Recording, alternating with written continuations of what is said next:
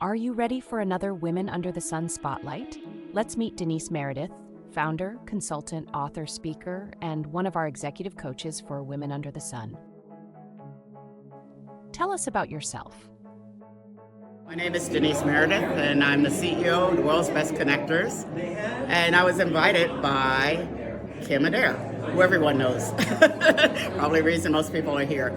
But I'm a consultant for Kim, and so I work with her on her work with colon cancer, and then also helping her with with Women Under the Sun. So I was very excited. I'm going to be talking a little bit later today, and just letting people know what we're working on together.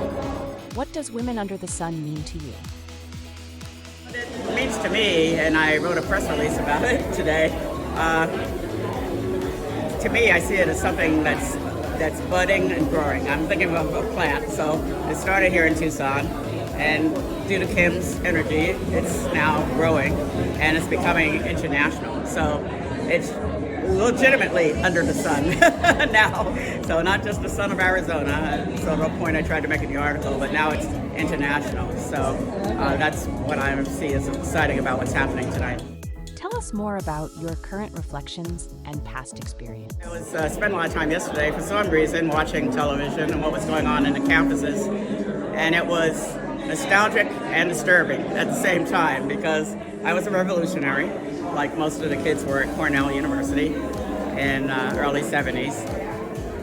Our cause was different. It was really to bring everybody together. It was about tolerance that wasn't happening.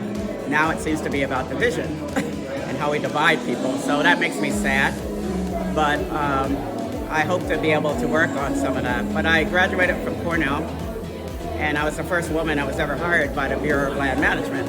So I've had a lot of firsts through my life, and I'll continue to break glass ceilings.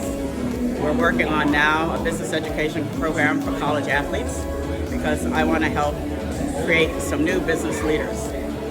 Government was fine when I was in it. It's sort of dysfunctional at the moment.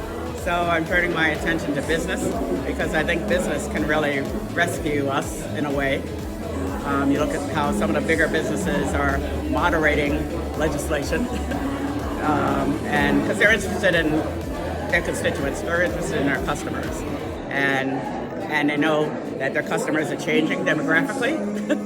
They know the customers are changing as far as the environment, their attitude towards the environment. So business is sort of ahead of where we used to be and where we used to think. So I want to be a part of making that happen. What advice do you have for your peers? It's interesting you mentioned that, because one thing I've started to do is consulting baby boomers like myself, because I feel, and what I say is I'm trying to help them regain their mojo. So that's my motto, because I think we lost a lot during COVID as far as baby boomers. We thought we had it made.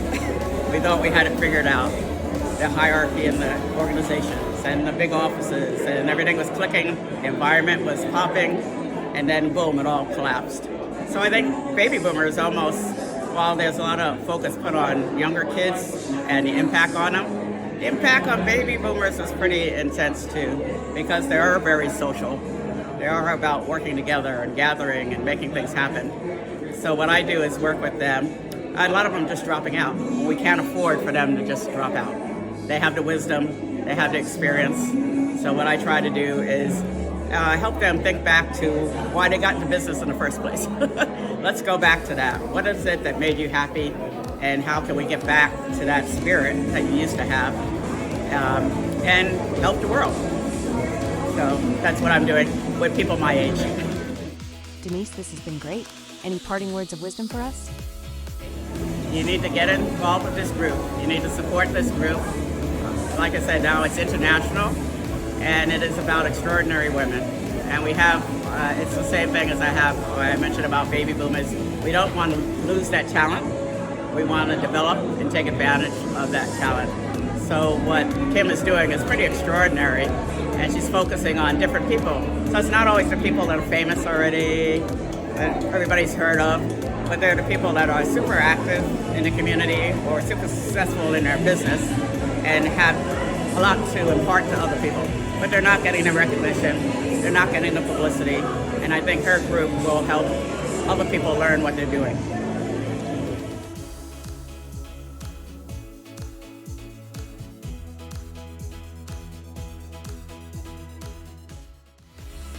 Women Under the Sun would like to thank Jamie Rayru, New York Life agent here in Tucson, Arizona, for sponsoring this event tonight. We would also like to thank Sun Lighting for hosting us in this fabulous venue, Charo Chico for sponsoring our food and drinks, and the Crooked Tooth Brewery for sponsoring our beer tonight. Women Under the Sun is an official partner of the Force for Health Network and will be hosting a Healthy What's team in the 2024 Reality Health Games. You must be a current What's member and can join the team for $49 a year to participate in challenges throughout the whole year.